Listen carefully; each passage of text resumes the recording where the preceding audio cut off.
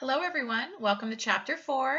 Chapter 4 deals with history and intercultural communication, and this chapter helps us to understand a little bit about how history shapes our own views of the world, the expectations we have, the ways that we behave, and also ways that we can approach organizing or managing interactions between different groups in society that hopefully will be productive and beneficial.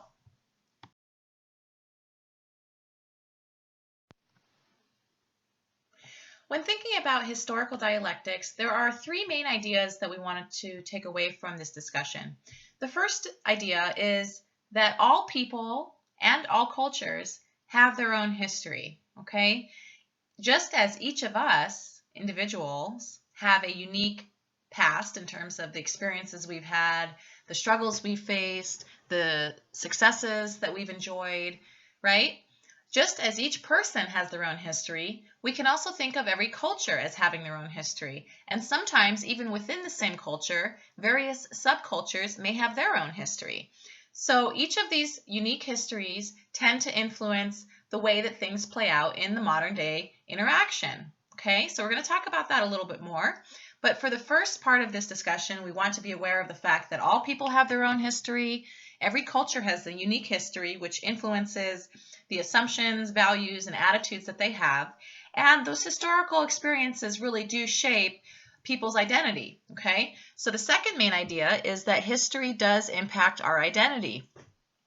I'm sure many of you at this point have gone through several different types of experiences in life which have shaped your identity. Most of you that are listening to this lecture are probably in early adulthood, okay? You've gone through several experiences related to childhood, adolescence, emerging into the young adult environment here at the university.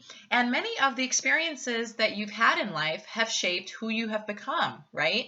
So if you have a history of being very close to your family and you talk a lot with your family and you enjoy a lot of support from them, that is certainly going to impact your view of the importance of the family unit in society. It also will probably impact the expectations that you have for yourself in terms of having a family, in terms of how you will interact once you do have that family, and things like that. So we definitely want to acknowledge the fact that history impacts our identity, but also the identity of other individuals and also other cultural groups. The third main idea that we want to take away from this discussion is that there is a historical impact on interactions that people may have.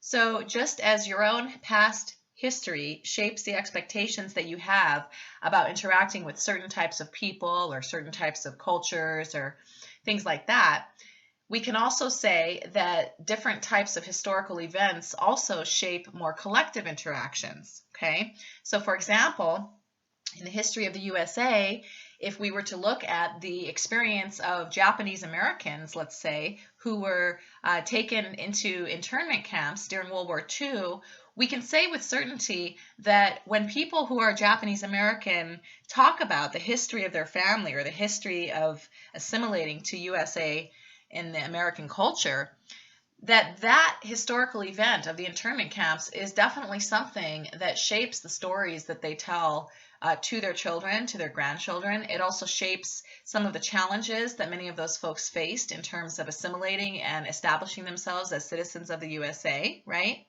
And it might also shape the desire of some Japanese Americans to stay insulated in their group because there may be a type of perception of the dominant U.S. culture that is still lingering, left over from World War II, which could potentially, and I'm not making a generalized claim here about Japanese Americans, but I'm saying that it's possible that people who grow up hearing about Japanese internment camps and the effect that it had on their family system may view the dominant U.S. culture in a way that is a little bit wary would be a good word to use, maybe a little bit unsure, okay? And what this can do in terms of modern day interactions is it might cause people to stay insulated in their group.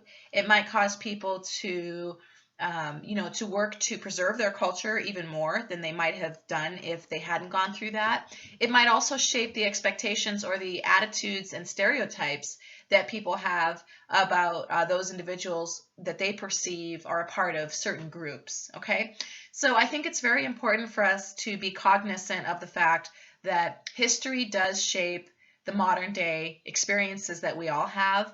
Sometimes the history that shapes our experience is based on personal experiences. Other times, these histories are collective. So, what are the histories that have played out between race groups or nationalistic groups or cultural groups or religious groups, right? These are all issues that are very relevant in studying intercultural communication. Many people may like to think about the past as something that doesn't influence the present, okay?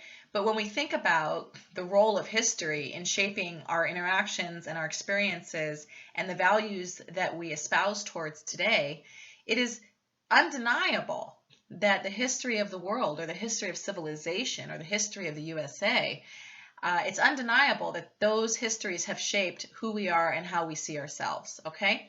So we do want to definitely think about history. We want to think about how history has shaped our own personal experiences. And we also would like to become aware of the fact that more broader interactions that happen between different groups in society can also shape the attitudes that people may have coming into interactions with people from the same group or from different groups.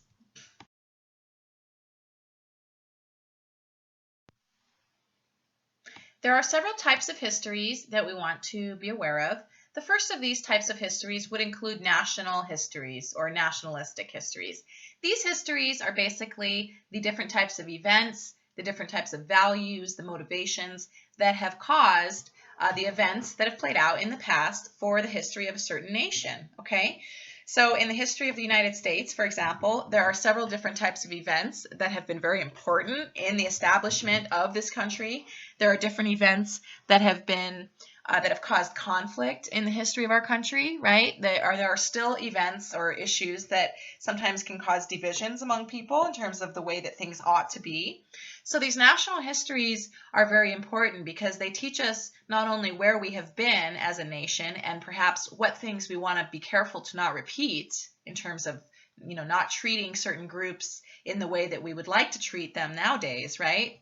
History is important in terms of understanding the events of the past, but also history is important because it allows us to understand how it is that the values and the ideologies that we currently have as a nation, how those ideologies came to be developed, okay? We can also think of things like political histories. Now, political histories tend to deal with various events that primarily are dealing with political systems or political issues that lead to laws being formed in nations. So we can look at the history of the US, for example, and look at the history of the civil rights movement and all the events that led up to the equality movements and all of the civil rights laws that were implemented to help to establish a more equitable society where people are treated equally where people are treated equally regardless of things like race, gender, orientation, age, ability, things like that. Religion, national origin. Okay, these are all different types of civil rights laws and policies that have been developed in the USA basically to try to establish a more equitable society. We can also look at things like social histories. These types of histories tend to be much more based on social organizing or community collectives. So we can look at organizations like Mothers Against Drunk Driving, right? I used this in an example in the previous chapter. Mothers Against Drunk Driving started out as a group of concerned mothers that were fed up with the current accidents that were happening in the USA with regards to people who were drinking and driving, all right? That was a social community collective that developed over time that ended up enacting laws through the political system in the USA, and now they definitely, as an entity, would have their own history in the USA, okay? We can also look at organizations like the YMCA or the YWCA. These are other types of social organizations that tend to influence the events and the history that plays out in a nation. Another type of history that's important to be cognizant of is the history related to culture. So this deals with things like religion, this deals with music, holidays, celebrations, various types of festivities that people may have, right? And cultural and religious history definitely do play a role in terms of how we view people belonging to the same religion as us as compared to how we view people belonging to different religions. Sometimes we have to watch out for stereotypes that we may have about certain people based on religious groups or based on their religious affiliation. And generally speaking, it's just good to remember that stereotypes are very broad generalizations about lots and lots of people. And what we tend to find is that if you were to take a stereotype and then apply that stereotype to every person of that group, you would probably find that the stereotype fits a small percentage of people who belong to that group. And so it's very important to be aware of the fact that we don't want to generalize and assume that people are a certain way just because they have a certain religious background or a certain national background or a certain type of a social affiliation or whatever. Okay, so it's definitely important to be aware of that. A lot of times some of these assumptions that we have may not even be conscious. And so that's why we spend a lot of time in this class thinking about our assumptions, trying to unpack where we learned the attitudes that we have and how those attitudes can shape the way that we relate to people. But in terms of history, we can also look at things like familial history, right? So what are the personal stories or the familial immigration stories that you grew up hearing? Did you hear stories at all about immigrating to the USA? If so, what were the stories? What were the overarching values that you took away from those stories about who you are and who you should be?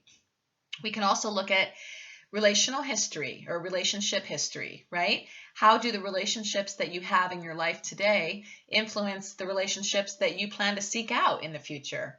How do the experiences that you've had individually shape the expectations that you have for interactions with people belonging to the same culture that you come from, but also belonging to different cultures? Okay, so these are all different types of history that are important to be able to identify and also to be able to distinguish these various types of histories from each other, and also to take away the main idea that whatever our history is, whether it's a collective history in terms of culture or religion or national orientation, or whether it's a personal individual history, okay, each of these histories shape who we are today, the values that we identify with, and the behaviors that we choose to enact in various types of communication interactions.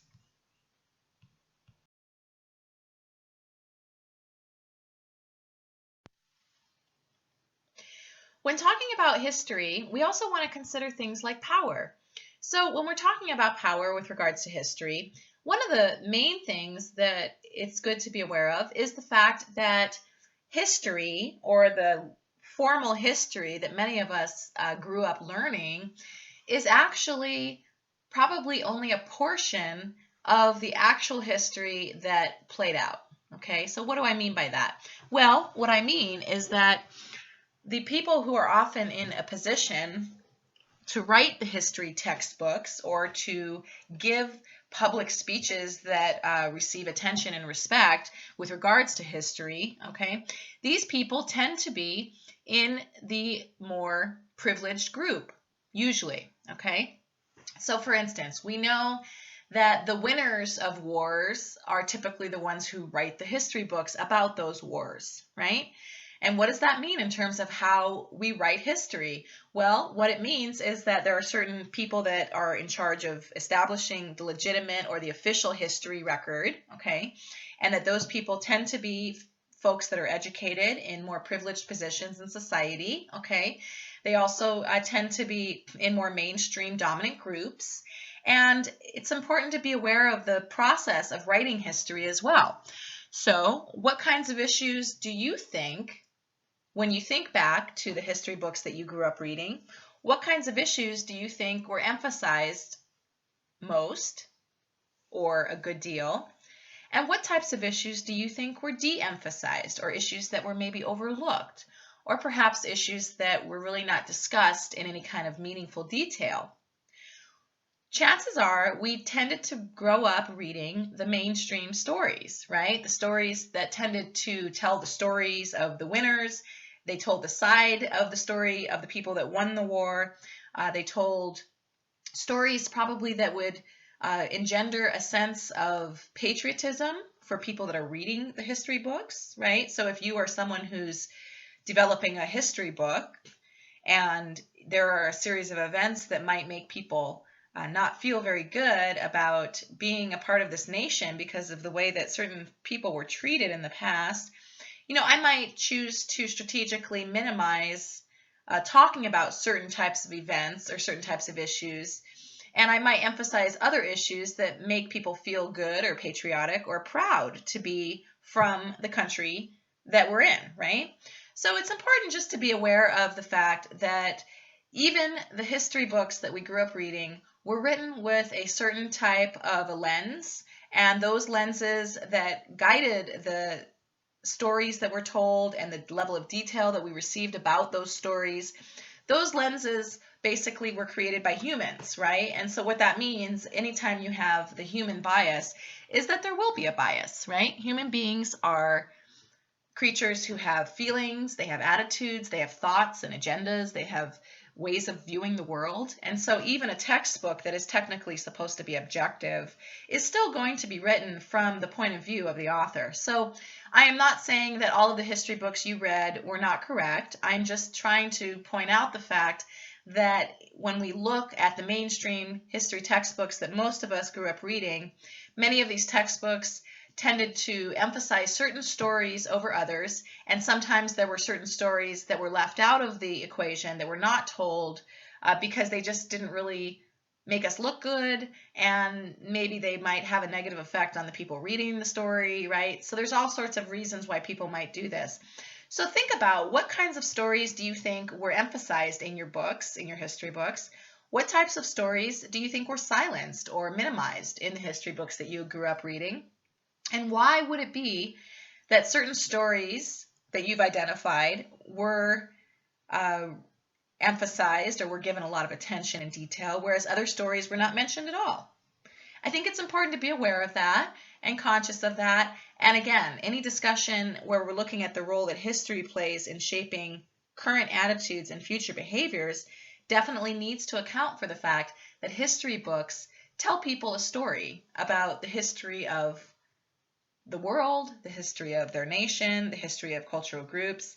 And these stories are very powerful in terms of shaping the ways that we view the world, the attitudes that we have about the world, and of course, the way that we behave. So it is good to be aware of history and how history shapes the views that we have today.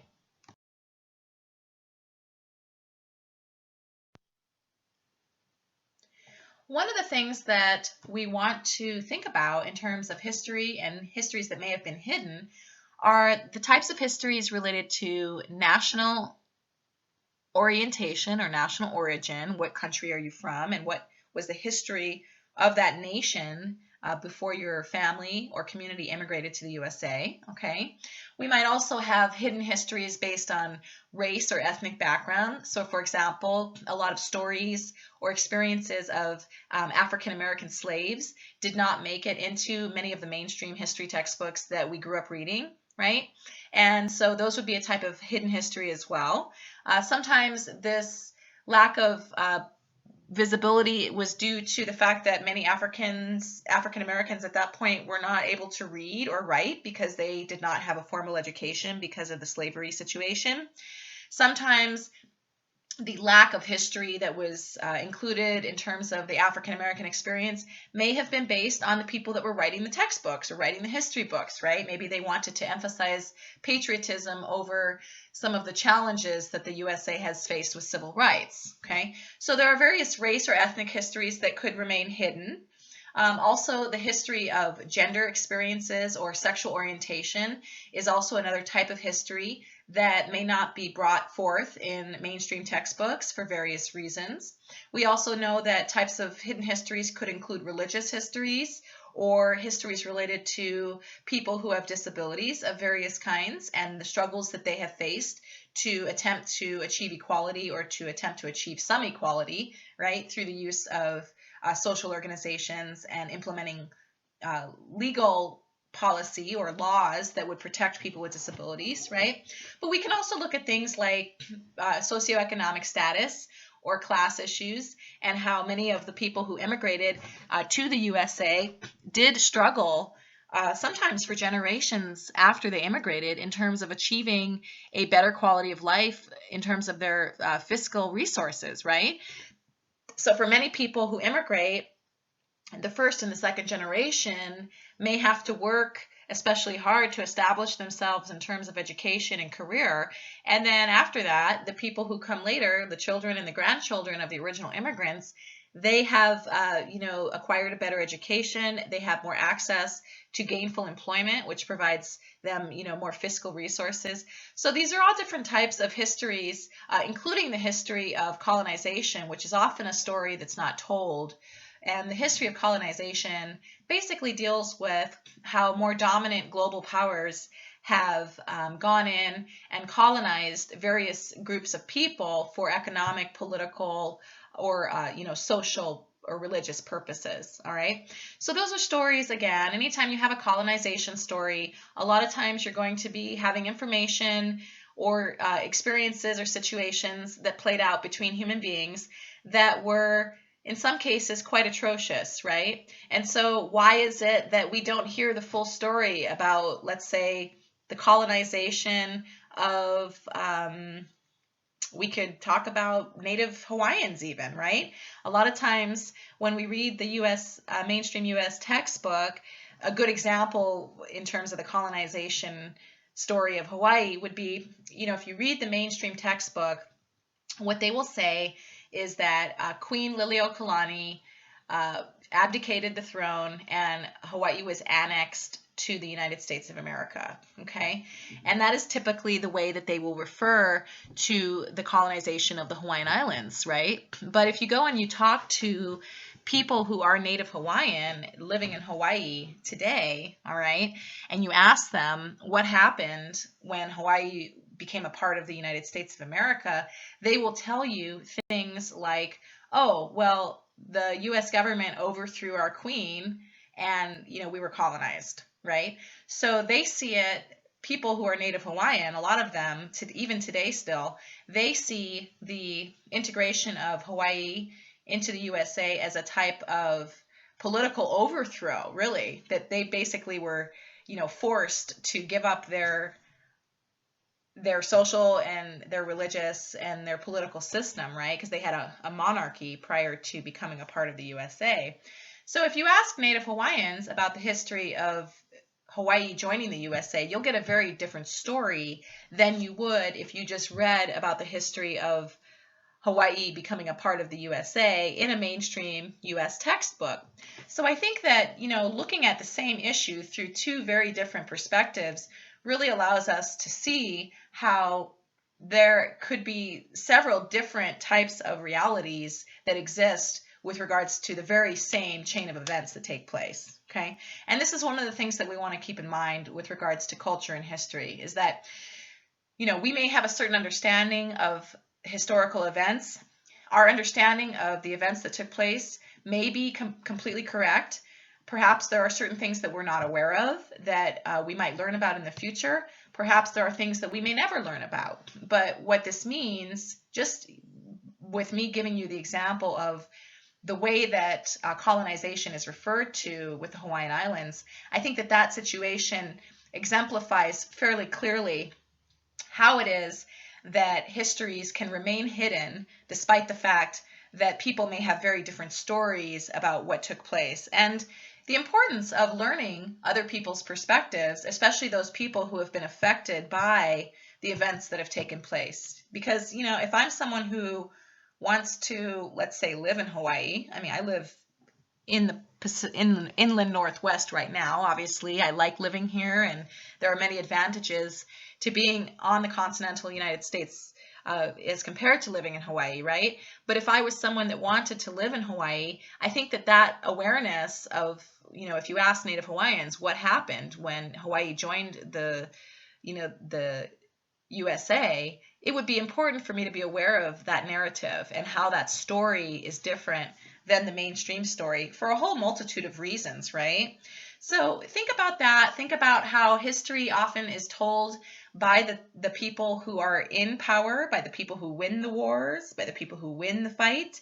And how does the retelling of those kinds of stories cultivate a certain value system in us about who's right, who's wrong, the way things should be versus the way things are, things like that. And so these are all very important issues to think about.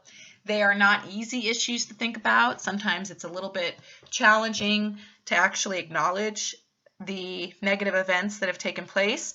But ultimately, it's important for us to be aware of historical events and how they can shape the attitudes that people have and the expectations that they carry into their communication interactions with others.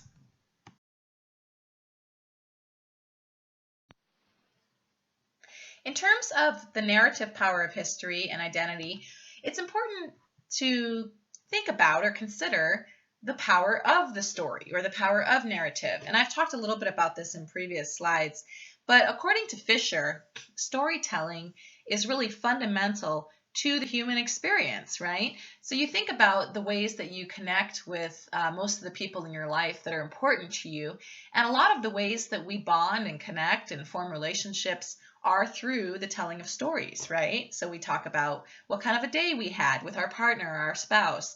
We talk about, what we're going through at school or with our job when we talk to our parents or family members. We talk about our dreams for the future and challenges of the past, right?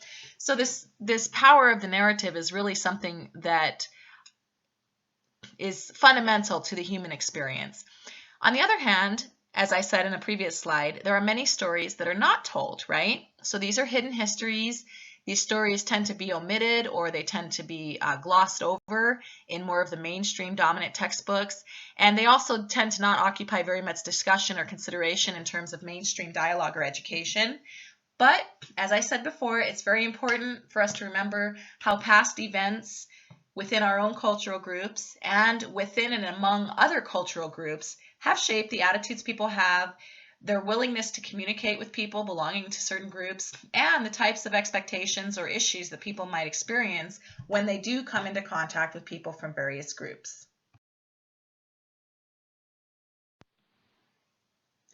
The contact hypothesis is one theory that is important in the history of the USA because the contact hypothesis is actually one of the theoretical foundations that underpinned movements like the desegregation movement in the United States. So this theory suggests that whenever people are coming into contact who belong to different groups, that there are several different types of contact antecedents, is what they refer to. And basically, contact antecedents simply refers to the interactions or experiences that people have had prior to the actual interaction that's taking place today, okay? So contact antecedents are the things that people have gone through prior to coming into communication with each other, and those things tend to influence the ways that people view the other person or other people, and of course how they behave. One of these contact antecedents deals with childhood. It deals with the experiences that people have during their childhood. It deals with the different types of social interactions they've had or relational conversations or group-based interactions they've had during childhood. And so it's interesting to think about the fact that people, for example, who come from family systems where their parents have had diverse groups of friendships. So maybe your parents had people who were friends of theirs that came from different race groups, culture groups, religious groups, things like that. If that was the case for you growing up, then the research shows that people who have had parents who had more diverse friends are also more likely to have diverse friendships themselves. So that's a good case in point about how the influences that we have in childhood tend to impact our experiences as we are adults later on. A second major contact antecedent deals with historical myths. This has to do with many of the assumptions that we may make about certain groups in society, about what they're like, about the way they behave, about the current social situation that they're dealing with, and what types of issues characterize that situation.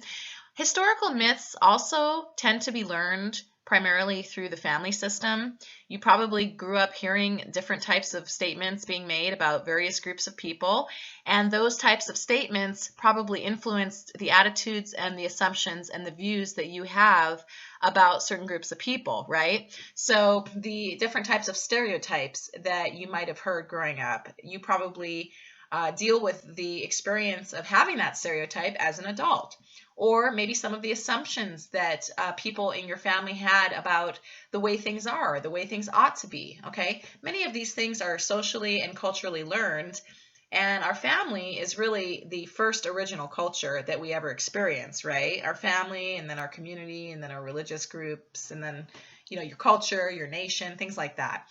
So historical myths are very important in terms of the assumptions people bring to their interactions, but we also want to think about language issues. So do we have experience or competence in a language that is not the mother tongue that we were raised with? Do we have the ability to communicate effectively in other languages? And if so, how does that shape our willingness to approach communication or our desire to avoid communication with people that we might view differently than ourselves? Another thing related to language is not just the actual language that you're speaking, but also things like accent. So, for example, I have talked to many students who have had professors or educators here at the university who have accents, and I've learned from discussions with students that managing a situation where someone speaks with a heavy accent can be very challenging for people, right? It puts you in this discomfort zone. You're kind of in an uncomfortable situation where you have to work very hard in some situations to try to understand what people are saying. There may be areas where you have no idea what they said, and then it becomes your responsibility to try to fill in the blanks about what you missed. And generally speaking, when people are listening to someone who speaks with a heavy accent, there just tends to be an overall baseline stress level that's higher than if you're speaking with someone who speaks in a way that's similar to you, right? So all of these issues, childhood, historical myths, language, play a role in terms of interactions that people may have in the modern day environment. Another thing that plays out is recent events. So what have recent events been, and how do those recent events that you've experienced or that society has encountered, how do those events shape the attitudes and perceptions and expectations that we have about various groups in society? These are all things that we want to be conscious of as we study contact between different groups, and also things that we can become conscious of as we embark upon interactions with people from different groups in terms of how these issues may have shaped our own attitudes and views and behaviors. The basic assumption underpinning the contact hypothesis is that positive interactions among different groups of people will simply develop if we just place people together and if they're basically in a situation where they have to interact with each other on a regular basis. And as I said before, this theory and this policy or this hypothesis has been the foundation of many policies and laws in the USA. And the basic assumption is really, if we just put people together, there will be an increase in positive attitudes and a reduction in negative prejudice. Now, in reality, do we think that this is actually going to take place? I cannot hear what you folks are thinking, and even if you were talking out loud, this is a pre-recorded lecture, so I clearly cannot hear what you're saying. However, I don't think that many of us really think realistically that all we have to do is put people together and everything will just be wonderful, right? We know enough to know that people tend to group off based on their group membership. We want to be hanging out with others who we think are similar to us. It's more comfortable, it's easier, there's less stress, all right? However, the contact hypothesis really does provide several necessary conditions that people who are in leadership or management or that are in a position to facilitate contact can attune to or can make sure that they implement so that the interactions will most likely emerge to be positive rather than destructive. Okay, so in the next few slides, we're going to go into the several necessary conditions that should be in place if we are trying to bring two different groups of people together for what will be a hopefully positive, effective interaction or exchange.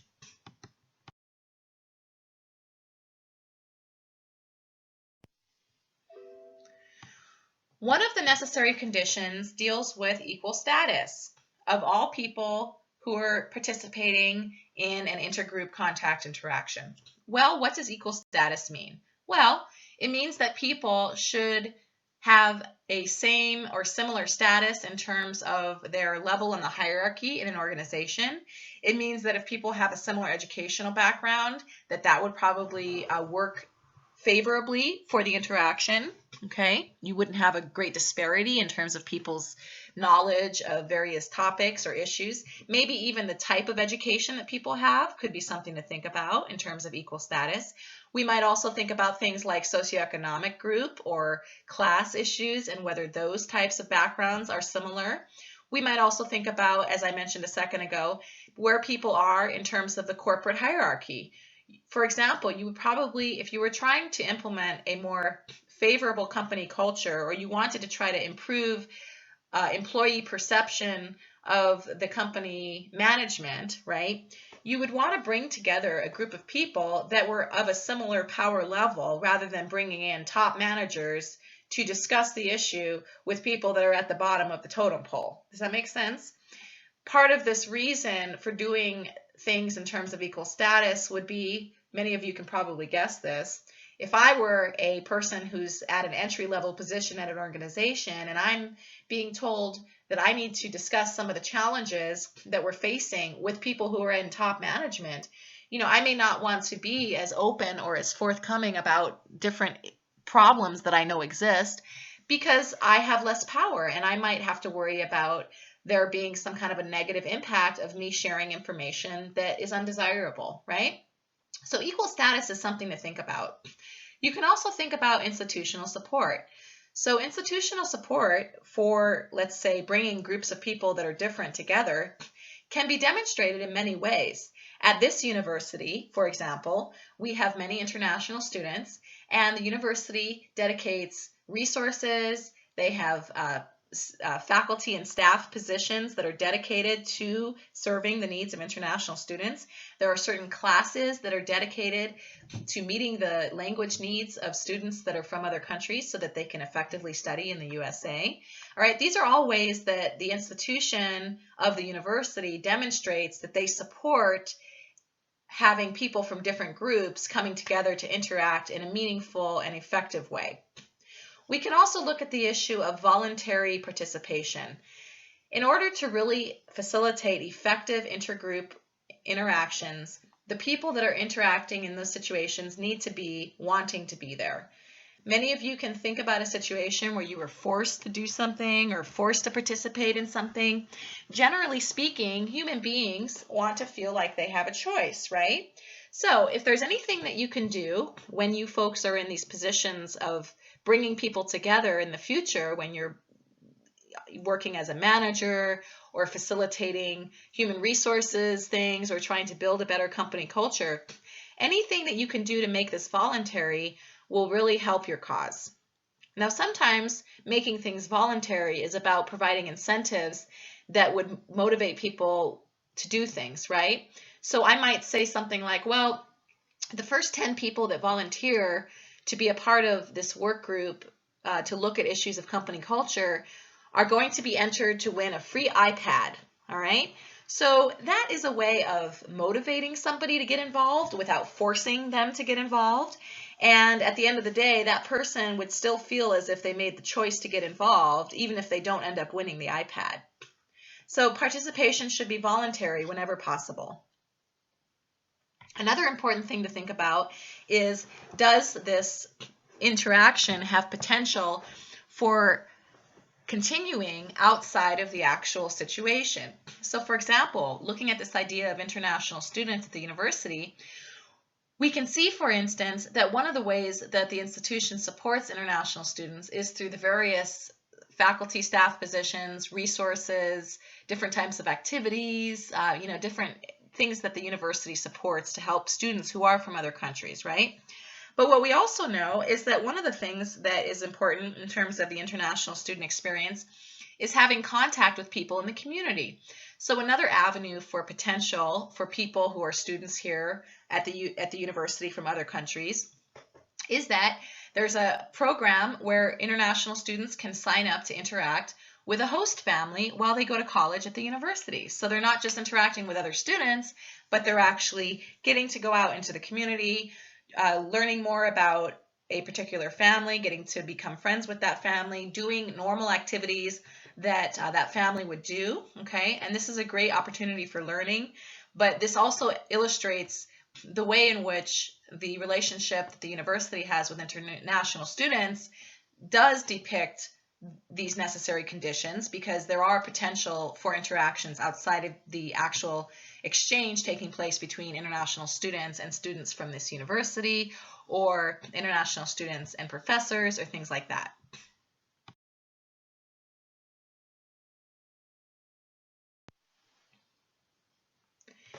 The fifth type of condition that we want to be thinking about when we are in charge of organizing interactions between people of different groups is that we want to emphasize increased cooperation and decreased competition. So increased cooperation, decreased competition, okay?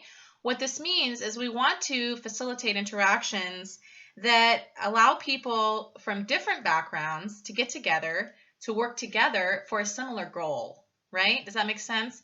So if you were going to organize different types of group goals, let's say, based on trying to build a more positive company culture, right? You would want to make sure to have various groups organized with people from different backgrounds. You wouldn't want to have, for example, all your men in one group and all your women in another group. Or you wouldn't want to have all your African American employees in one group and all your Asian American employees in another group. That would not be considered appropriate, because you're not facilitating a situation where there's going to be increased cooperation among people from different groups.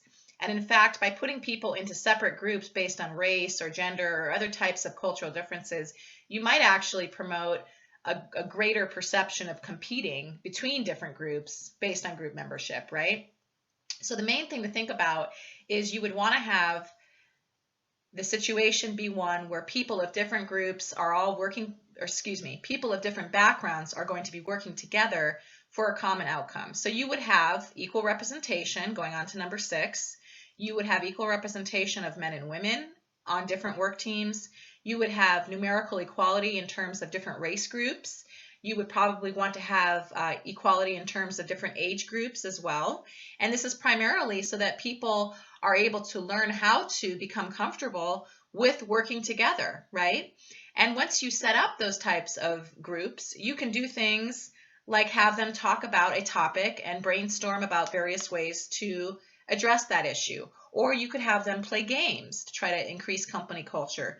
Or you could have them try to come up with some kind of a proposal for an advertising campaign or something that the company thinks is very important. And you would have this group of people working towards a common goal together, working towards increased cooperation and decreasing competition between people generally, but especially decreasing competition between people of different groups, okay? So if you were going to have a company picnic, for example, and you were going to have, like, let's say a golf tournament, you would definitely want to organize people into teams with equal representation from different backgrounds, rather than saying, okay, all the guys are going to be on one team and all the people who work in engineering are going to be on this team and all the people who are working in administration are going to be on this team. The primary idea behind the contact hypothesis is to try to facilitate the ability to effectively interact and be productive as a team when you have people from different groups, right? So you can think about these issues. You can think about your own experiences in the past where you may have been grouped up with other people based on cultural similarities, and you can think about how effective that was, or you can think about situations where you felt like maybe you were organized into groups or teams in a way that was more effective. And, why was that effective? Why is it that working with other people might actually cause individuals to come up with ideas or look at different viewpoints or experiences that they may not have considered if they were not in that diverse work environment. Okay, so definitely something to think about. A seventh condition that we want to think about is emphasizing similarities. So, for example, there is an international group called Mothers for Peace, and this is a very interesting type of community collective that organized, and it basically was developed by a group of mothers from Israel and Palestine, and they were very fed up with the fact that their children were getting into these violent battles and violent fights and wars and conflicts with people, other kids, other young men and women from other religious groups. So they developed this group called International Group Mothers for Peace. And basically what it is it's a sports group that brings teenagers from Israeli backgrounds and Palestinian, Middle Eastern backgrounds. And these kids are brought together to play soccer together. And of course, based on the assumptions of the contact hypothesis, they did not group these teams based on what religious, cultural, geographical background they have. Of course, instead, they mixed up all of the kids. And so they had teams playing against each other that consisted of both Israeli and Palestinian teenagers. And the other team they were playing had both Israeli and Palestinian folks on it. And this has been one type of a community collective organization that has really promoted breaking down intergroup hostility, breaking down intergroup divisions, and really trying to establish a more harmonious norm or a possibility for harmonious interactions between groups of people that historically have had a lot of conflict. Another thing to think about, and the final part of this PowerPoint slide here today, is going to be the fact that if we bring people from different backgrounds together, we want to make sure that we focus on the individual personalities of the people rather than on their intergroup differences or on their group memberships. So, rather than putting a team together based on the same race group, I might put a team together instead based on different personality strengths. So I might make sure that, I have a couple of people in the group who are extroverted, who might do a good job drawing out some of the others in the group who might be a little more shy or more introverted. I might also look at individual personality issues related to organizational skills or personal talents or capabilities. So some people are very logical, other people are very holistic and analytical, right? So we can think about those types of individual personality differences. And according to the contact hypothesis, if we are going to bring people together to try to interact in an effective, peaceful way, these are 8 conditions that we want to do our best to accomplish prior to bringing people together, right? And so you can plan for meeting these different conditions by good planning and by looking over the contact hypothesis. You can also look at different case studies of different organizations that have employed the contact hypothesis in order to guide interactions between members of various groups in their company. And generally speaking, what we want to take away from this chapter is the importance of understanding the historical role that events of the past play in terms of shaping the views that all of us have about the world, views that we have about other groups in society that may be different than our own, assumptions that we make about our own group, and the inherent correctness or morality of the way that we view the world, right? And generally, when you folks are in situations in the future where you are going to be facilitating intergroup interactions, these necessary conditions will hopefully assist you in facilitating effective exchanges between people, whether it's going to be professional or whether it's going to be social or community interactions. These are some very important principles that you can be thinking about that will assist you in facilitating effective intergroup communication, and that ideally will help to break down some divisions and barriers and will help to implement intergroup awareness, respect, and the ability to communicate effectively regardless of difference in cultural group background. Thank you for your attention during this lecture, and I will see you all next in Chapter 5.